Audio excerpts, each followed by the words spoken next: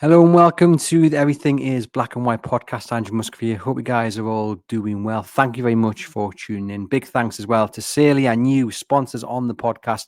You know where to go if you want an eSIM for your summer holidays. Get yourself connected wherever you're traveling to. Hit the link in the podcast description box for a special discount offer on your new eSIM provided by Saily. Today's episode is all about Newcastle United's return list. The club have finally revealed who is staying and who is going, and there were some notable points to discuss.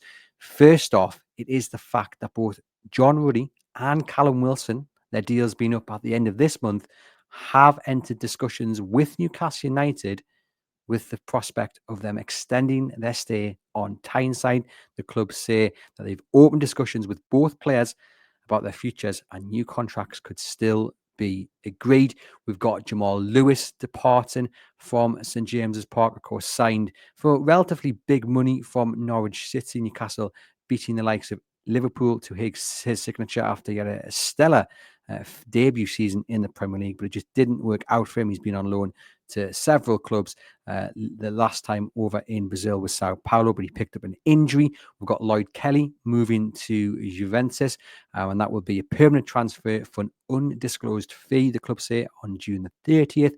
There has been an option activated to retain Mark Gillespie's services. You've got also recent contract extensions that have been confirmed for Fabian Schär, Emil Kraft, and Dan Burn. But of course, the big news there for me is Callum Wilson, and he could yet stay at Newcastle United. I mean, it'd be very interesting to see the length of that deal. Would it be a year? Would it be 18 months?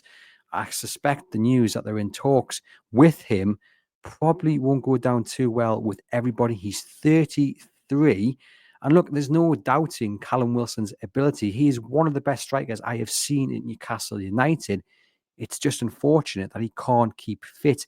He missed 29 games last season as Newcastle United qualified for the Champions League. And I think that impacted Newcastle United's form. I think it impacted Alexander Isak because he was kind of the sole man responsible for leading the line. Newcastle United need a fit striker to compete with Alexander Isak. It's that simple for me.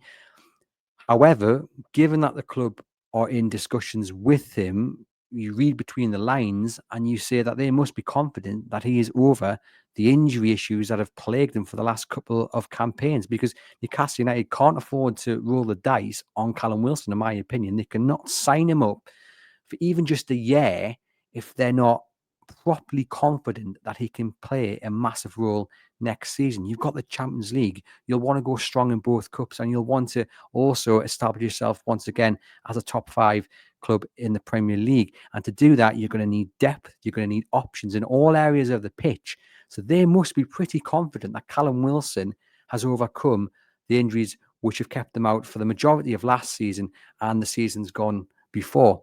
And look, as I say, he is a tremendous forward. I absolutely love a fit Callum Wilson. I think had we seen him be fit for the majority of his time, joined, of course, in 2020 from Bournemouth, having worked with Eddie Howe, had he remained fit for the last 5 years, we would be talking about him well into 100 goals for Newcastle United. As it is, 49 goals he has scored. I mean, I think everyone would have loved him to hit that magic number 50 in his cameo appearances towards the end of last season.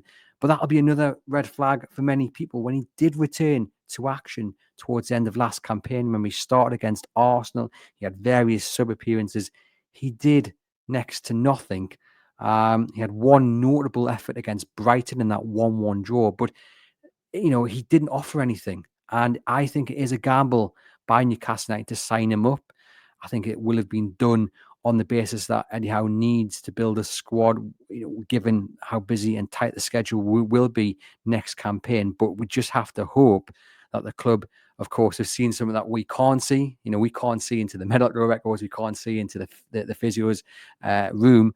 But hopefully they have something in front of them. They have the evidence that suggests that he will be able to play or be available to be picked for the majority of next season. He's been linked to West Ham, been linked to a lucrative move abroad as well. I mean, look, we all saw him after that Everton game, the final game of last season, the one Newcastle lost 1-0. He went around the St James's Park pitch. He was crying. He was emotional. He was waving goodbye to the fans. And everyone assumed that was it. Callum Wilson was done for Newcastle United. And I think the majority of people said, yeah, that is the right decision.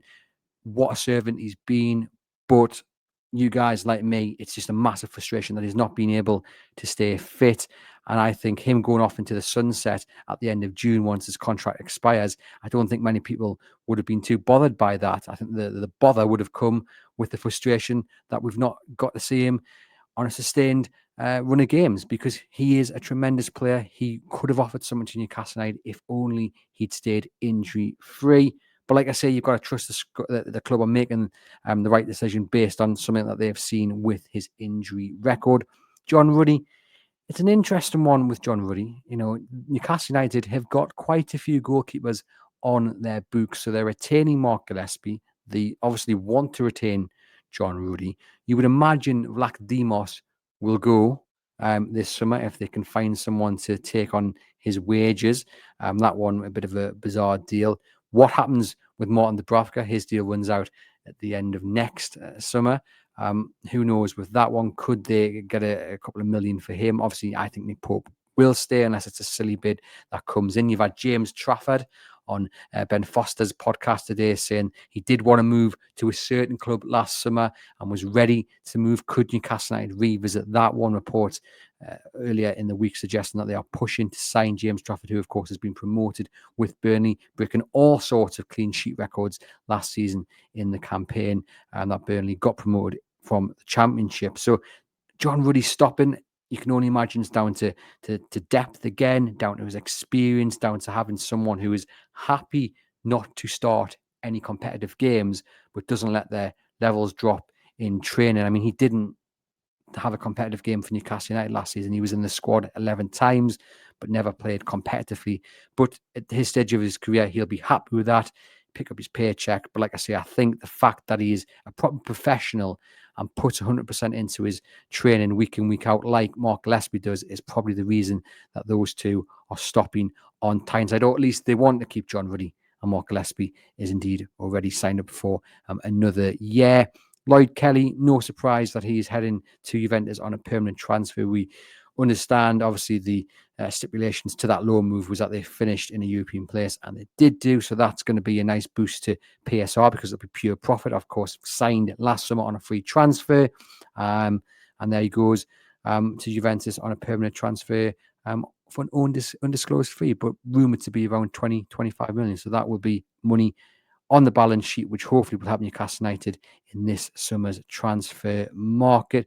Jamal Lewis, really unfortunate because when he signed, he came under massive fanfare. He had looked really good for Norwich, and there was loads of big teams after him. And for Newcastle United to win that race, it was a massive, massive coup. But he only made 36 competitive appearances for Newcastle United. Since signing in 2020, he made 26 in his first season, but since then, it's one of those.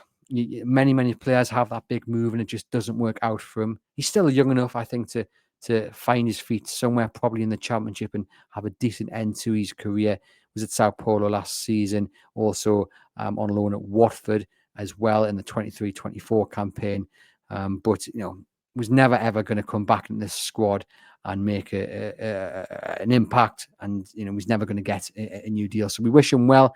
Really unfortunate that it didn't work out for him. But yeah, Callum Wilson, ladies and gents, are you happy with that news that he could extend his stay on Tyneside? Look, Newcastle United, I think even if they do persuade him to stop, it has to be on a play as you pay deal. I think that is something that has to be done. It has to be on lesser terms that he's on now. And I still think they need to go out and sign a younger striker, but someone who can make an instant impact. That's what they need to do. If they go into next season with just Callum Wilson and Alexander Isak, with Anthony Gordon able to play up top, with William Masula able to offer something as well, I don't think they're equipped for what the season will bring them. I think they need to go out, they need to make the budget work, and they need to somehow bring in a striker who is capable of making a mark next season. So obviously, talks about João Pedro, He's going to cost quite a bit of money. They were in for Liam Delap, but he's gone to Chelsea. Maybe they'll have to look abroad. I've mentioned the two chaps who were scoring for fun in Belgium, Promise David being one of them. Maybe that's where they need to look and bring someone in who doesn't expect first team football, but can push Alexander Isak for that spot in the first team, maybe even play alongside him.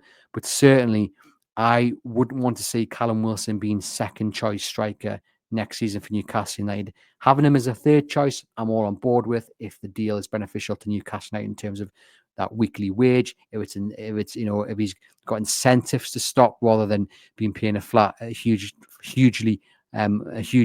flat rate, then I'm all on board with that as well.